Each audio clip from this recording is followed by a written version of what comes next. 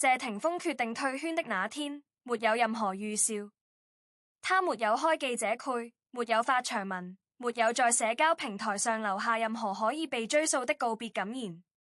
他只是把接下來3年的所有演出合約全部推掉了，然後買了一輛普通的保姆車，開始在每天清晨7點20分準時出現在香港某條街道的轉角處，等一個小女孩背着書包從樓裡跑出來，拉開車門，坐進後座，然後他發動引擎，駛向那所距離住處大約15分鐘車程的學校。他做的這件事沒有對外公開過，也沒有通過工作室向媒體透露，直到有人連續3週在同一時間、同一地點拍到了他駕駛同一輛車出現在同一個路口，才有人開始注意到那個曾經在紅館舞台上面對罵人尖叫的表演者，如今正在重複一項不需要觀眾、不需要掌聲、不需要任何回應的日常任務。他每天在女兒下車時都會把車窗搖下來，看着她走進校門，直到她的背影消失在門廳裡才重新搖上車窗，然後駛離那條街道。整個過程大約持續不到1分鐘。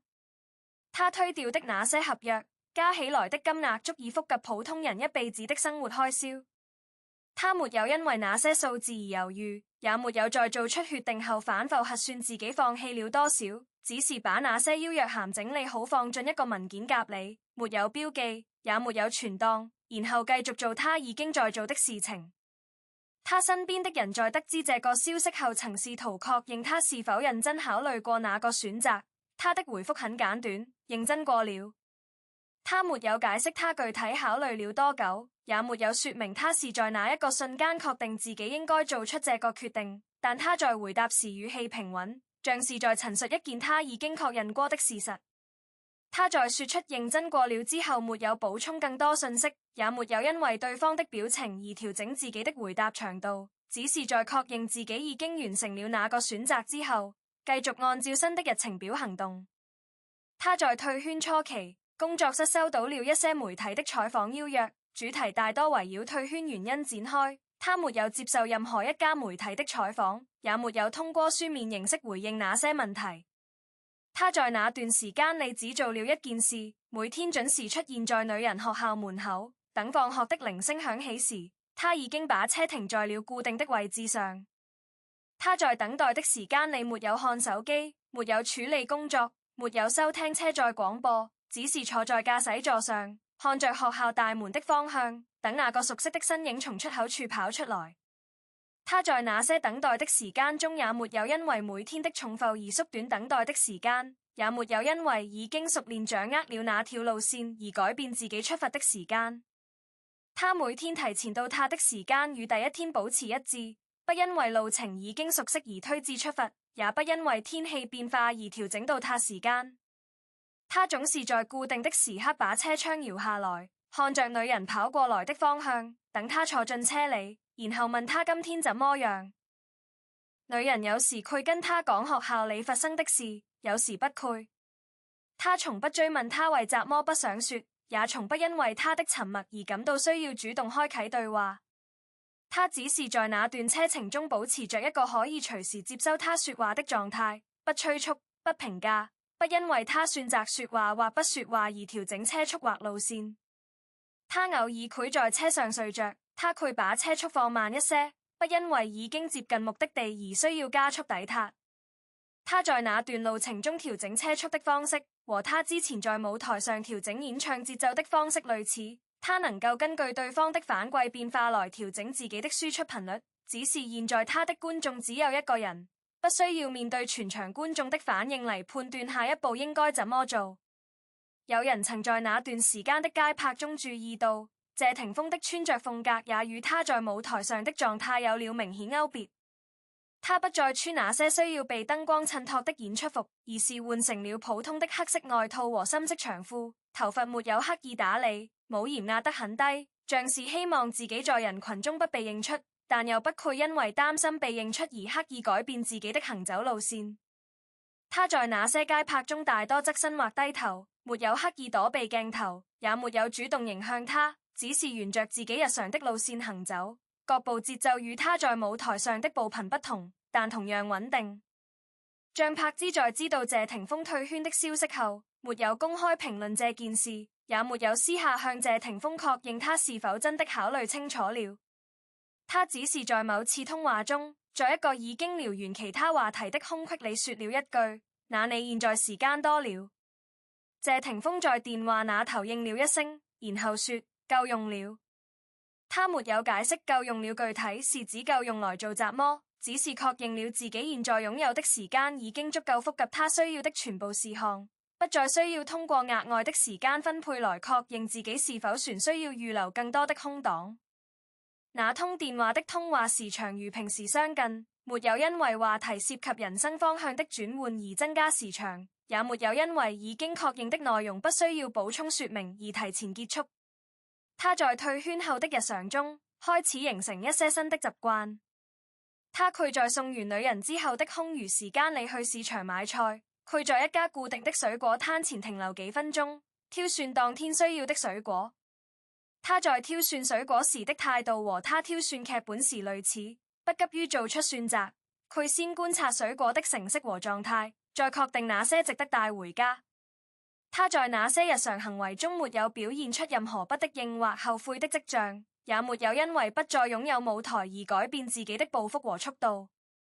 他在經過那些曾經在舞台上站過的位置時，不需要停下腳步來確認那些位置是否存在，因為他知道他們不會因為他離開而消失，他也不會因為不再需要站在那些位置上而感到需要重新確認自己的方向。女人在那段時間開始注意到一些變化，但這些變化並不是他主動發現的，而是通過日常重複被觀察到的。他注意到他每天都會在同一時間出現在同一地點，風雨無阻，沒有一天自到。他注意到他的車上沒有播放音樂的習慣，但他會在公燈停車時從後視鏡裡確認他的安全帶是否係好。他注意到他送他到學校後會在門口多停幾秒，等他走進校門後才離開。他曾經問過他一次：你以前的工作是雜麼？他想了一下說：以前唱歌給別人聽，現在唱歌給你聽。他聽後沒有再追問，只是在下車之前說了一句：那你現在唱吧。他在他關上車門前輕聲哼了一句，沒有歌詞，只有一段簡短的旋律。他聽到後關上了車門，朝校門走去，沒有回頭。他在那段旋律結束後坐在駕駛座上靜了片刻，沒有因為已經完成了那段旋律而需要重新調整座位或後視鏡的位置。他在退圈後的一年裡，沒有接任何需要離開本地的演出邀約，沒有參加任何綜藝節目的錄製，沒有出現在任何需要他長時間離開女人的活動安排中。他在這一年裡推掉的邀約數量比之前任何一年都多，但他的辦公桌上不再有那些被整理成冊的劇本和演出計劃，取而代之的是一張手寫的日程表，上面標注着女人學校的放假日期和各類活動的安排時間。那張日程表上沒有標注任何與他自己相關的事項，只有一條連續的線索，從週一到週五，從上午到下午，按照學校的時間表排列，沒有任何留白，也沒有任何需要他單獨做出的決定。他在那些被標注出的日期中，不需要再重新確認自己是否需要抽出時間嚟完成某件事，因為那些日期已經被固定了，不需要再被驗證。有人在那段時間問他是否會感到遺憾，他的回答在停頓之後完成，沒有因為提到遺憾這個詞而需要延長思考的時間，也沒有因為話題涉及過去的工作而產生情緒波動。他說：遺憾是留給沒有選擇的人，我有選擇，算了就不遺憾。他在說算了就不遺憾時沒有加重語氣，也沒有在句末留出需要被附和的空隙，只是陳述了一個他已經確認過的事實。他在那次對話結束後沒有繼續停留在那個話題上，也沒有因為已經回答了問題而需要對自己說出的內容進行後續補充。他在回答中已經完成了對整件事的定義，不需要再通過調整語氣來加強他的可信度，也不需要因為已經說過一次就認為自己已經完成了必要的陳述。他已經完成了那個選擇，並且確認過自己不需要再回頭修正它。他在確認之後沒有再重新翻看那天的合約文件及，也沒有因為某些工作機會的誘惑而需要重新判斷自己的選擇是否正確。他已經在選擇時完成了所有需要被完成的判斷，剩下的只是執行那個判斷的過程，而這個過程已經被他融入到了每天的固定路線中。他不需要再回到那個文件夾裡來確認自己是否遺漏了雜麼，因為他在關閉它的時候已經確認過它的內容，已經不再需要被他重新打開嚟確認，不需要再被重新安置到另一個櫃子裡，也不需要因為它的存在而改變日常的排列順序。他走到門口時未有回頭，因為那扇門已經在關上的時候完成了它的功能，不需要被再次打開來確認它是否確實關好了。他只是在門口停頓了一下，確認門已經合攏，然後沿着走廊朝女人的方向走去，沒有因為剛才的對話而需要調整步伐的速度，也沒有因為已經完成了那個選擇而需要重新確認自己是否應該折返。他已經確認過自己的方向，並且已經在那條路上走了一段時間，每天的步數與他第一次走時一致，沒有因為時間的推移而需要增減。他不需要再通過重新測量來確認那條路的長度是否仍然與他記憶中的一致，因為他在第一次走完它時就已經完成了測量，並且將結果保留在了每天的重複中，無需再次核對。謝霆鋒退圈後的第二年，他開始習慣另一種節奏。清晨的鬧鐘不再是為錄音棚或片場準備的，而是為學校門口那條路線的出發時間設定的。他不再需要對照行程表嚟確認自己當天應該出現在哪個城市，不再需要提前確認航班時間是否和彩排時間衝突。他的時間表從一張需要頻繁調整的複雜表格，變成了一張幾乎不需要被查看的固定路線圖。他不需要再重新核對當天的安排是否與學校的放假日期衝突，因為那些日期已經被標注過太多次，已經不需要再被核對。他在女人學期開始前的那個週末，會花幾分鐘時間把新學期的日曆標注好，但標注的過程也已經變成了一種例行事務，不需要再查看具體日期如上一次標注的偏差。女人開始習慣他的接送模式，他不再每次上車前都確認他是否已經到齊，因為他到的時間比他的手錶更準，差幾乎可以忽略。他坐進車裡時不會特意確認司機的位置，因為那扇門每次打開的時間都與他的腳步聲在同一時間段內抵達。他跪在後座翻開作業本，有時佢把數學題念出聲嚟問他解法。他跪在公燈停車的間隙裡回答他的問題。他在聽到他的回答時繼續計算下一步的步驟，然後在他算完時抬頭確認答案是否正確。他在綠燈亮起時踩下油門，沒有因為他的計算進度而被耽誤出發時間，因為他知道他佢在到達學校之前完成那部分內容。退圈後的第3年，有一次下雨天，路上堵車比平時更嚴重。女人在後座看着車窗外的雨線沿着玻璃滑落，過了好一陣才開口說了一句：你今天可以不用送的。他的話音裡有那種不太確定的語氣，像是在試探他是否真的需要每天堅持同一件事。他看了一眼後視鏡，回答道：可以送，反正我也不去哪裡。他沒有再說話，重新看向窗外的雨線。他到達學校後照例停在入口處，等他撐開傘走下車，然後在他的背影走向校門時把車窗搖上去，沒有在雨中停留太久。那一整天的雨都沒有停。他在下午接他放學時準時出現在同一個位置，雨灑在擋風玻璃上來回擺動。他坐在駕駛座上的姿態與晴天的姿勢一致，沒有因為下雨而提前出發或縮短等待的時間。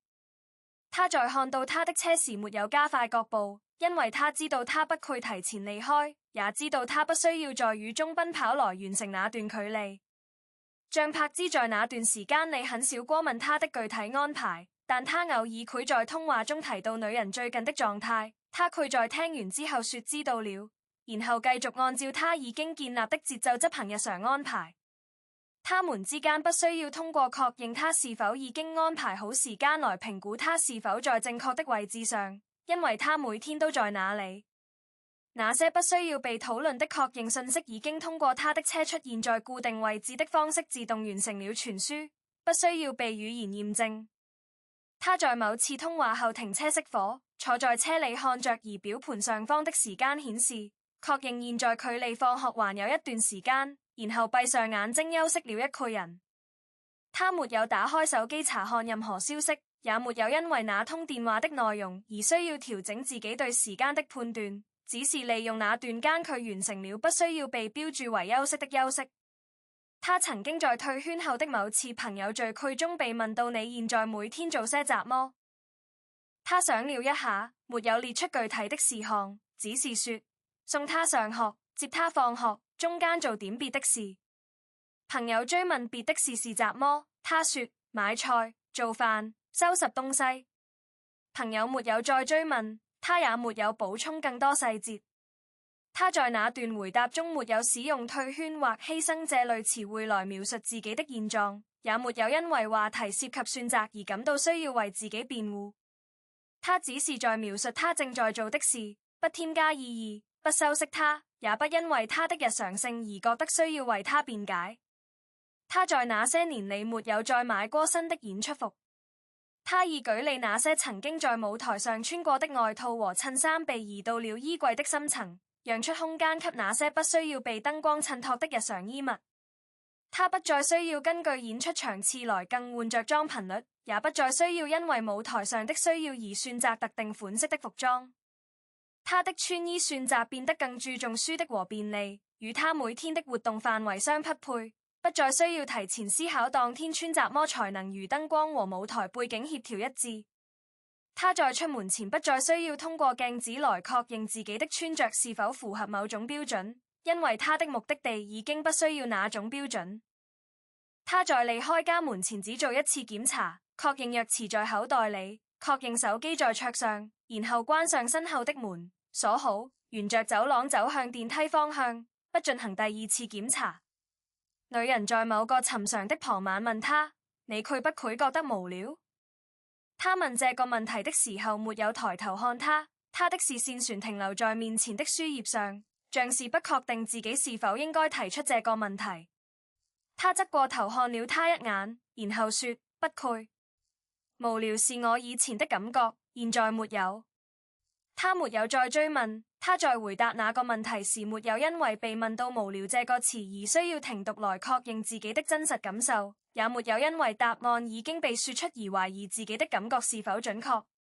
他不需要確認自己是否真的不無聊，因為他已經在那些重複中被證實了。每一天他的車都會在固定的時間出現在固定的位置，而每一次的到達時間都精確地落在前一天的軌跡內，沒有因為重複而產生偏移，也沒有因為不需要再確認方向而感到厭倦。他在退休後的第4年，女人有一次在學校被問到你爸爸是做什麼的，他沒有回答他以前是歌手，而是說他每天送我上學。同學追問那他不工作嗎？他說他有工作，他的工作就是送我上學。他在說出這句話時沒有猶豫，也沒有因為答案與同學們對工作的定義不符而感到需要補充說明。他在後來向他轉述這段對話時語氣很平常，像在描述一件不需要被特別標注的事情。他沒有打斷他說話，也沒有評價他的答案，只是在聽完後點了點頭，說這個工作挺好的。他在說出這句話時沒有因為工作這個詞已經被重新定義而感到需要確認這個定義是否準確，因為那段車程已經夠長了，不需要用更多詞彙來擴展它的意義。他已經在那條路上開了4年，里程表上的數字累計已經超過了他在舞台上行走的距離，但那些里程沒有被記錄在任何行程表上，只以表格下方未記入的數據形式存在，不需要被歸入任何統計類別。他在一次檢修車輛時查看過里程表的讀數，確認了他已經複合了足夠多的路程，然後合上了引擎盒，沒有記錄那個數字。他不需要通過保存那個數字嚟確認自己已經走了多遠，因為那些距離已經被走完了，不需要再被計數。